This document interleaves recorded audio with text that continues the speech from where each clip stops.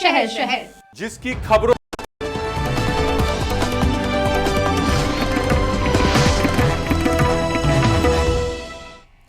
Break के बाद एक बार फिर से आप सभी का स्वागत है। अब खबर झारखंड से है, जहां झारखंड के स्वास्थ्य मंत्री डॉक्टर इरफान अंसारी को देर रात मोबाइल पर जान से मारने की धमकी मिली है।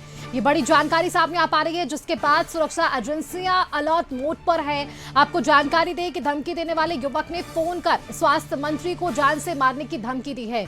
पूरी घटना पर स्वास्थ्य मंत्री इरफान अंसारी ने कहा कि जिस प्रकार से रात में धमकी मिली और उत्तर प्रदेश से निकालने की बात कही है, वह मैं मीडिया के सामने नहीं बोल सकता। हालांकि मैं इन धमकियों से डरने वाला नहीं हूं। मैं जिस विचारधारा की पार्टी में हूं, उसके विपरीत विचारधारा का मैं विरोध करता हूं। कौन दुश्मन हो सकते हैं? मेरी लड़ाई रहती है, विचारधारा की लड़ाई रहती है।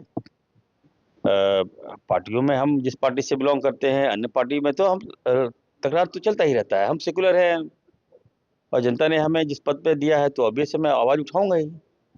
लेकिन इस तरह की बात करना, खुलेआम धमकी देना, चैलेंज करना कि मार दूंगा, और मैं उत्तर प्रदेश से निकल चुका हूं, तो थोड़ा सा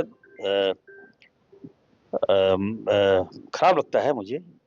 और मैं कहना चाहता हूं, देखिए, हम लोग तो, मैं इन सब बातों से डरने वाला नहीं, धमकी से तो आपने सुना खुद स्वास्थ्य मंत्री इरफान अंसारी ने क्या कुछ कहा है। एक बार जानकारी के लिए रांची का रुख कर लेते हैं। संवाददाता राहुल वहां से हमारे साथ बने हुए हैं।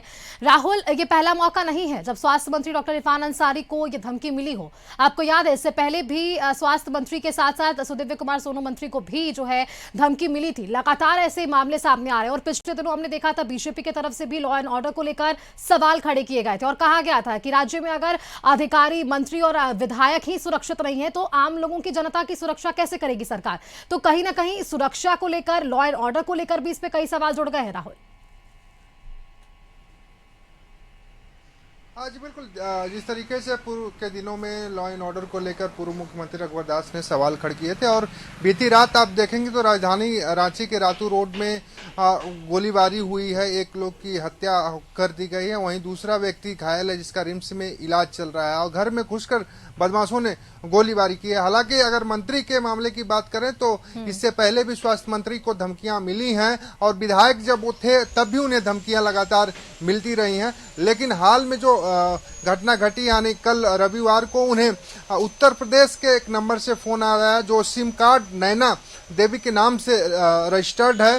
फोन कॉल आया और उसमें उनके धमकी भरा मैसेज उनको दिया गया। हालांकि इसकी जानकारी प्रशासन के मिलने के बाद उनकी सुरक्षा व्यवस्था बढ़ा दी है और प्रशासन भी चौकन्ना नजर होता दिखाई दे रहा है। लेकिन कह सकते हैं कि मंत्री को धमकी मिलना कहीं न कहीं दर्शाता है कि झारखंड की जो लॉ एंड ऑर्डर की व्यवस्था है वो कमजोर पड़ रही है। इस वजह से इस तरह की घटनाओं को लोग अंजाम दे रहे हैं, इस तरह के धमकी भरे मैसेज मंत्री को दिया जा रहा है। हालांकि इरफान अंसारी ने साफ कह दिया है कि वो धमकियों से डरने वाले व्यक्ति नहीं है। हालांकि इससे पहले की अगर बात करें तो और भी कई नेताओं को धमकियां मिलती रही हैं, लेकिन उन धमकियों पर तत्काल कार्रवाई पुलिस ने करते हुए धमकी देने वाले लोगों को भी गिरफ्तार कर उन्हें सलाखों के पीछे भेजने का काम की है। लेकिन जो रविवार को धमकी मिली है, सिर्फ सिम कार्ड किसके नाम से रजिस्टर्ड है उसकी ही जानकारी निकलकर अभी तक सामने आई है। हालांकि पुलिस क्या कार्रवाई कर रही है अभी तक साफ नहीं हो पाया है। लेकिन जो मंत्री ने बयान दिया, उन्होंने साफ कह दिया है कि वो डरने वाले नहीं है, वो जनता के लिए काम कर रहे हैं और आगे भी काम करते रहेंगे। जी चलिए राहुल, बिल्कुल, बहुत बहुत धन्यवाद। चलिए, आपका हमारे साथ जुड़ने के लिए, आपने जानकारियां हमारे दर्शकों तक साझा की है कि अब इस पूरे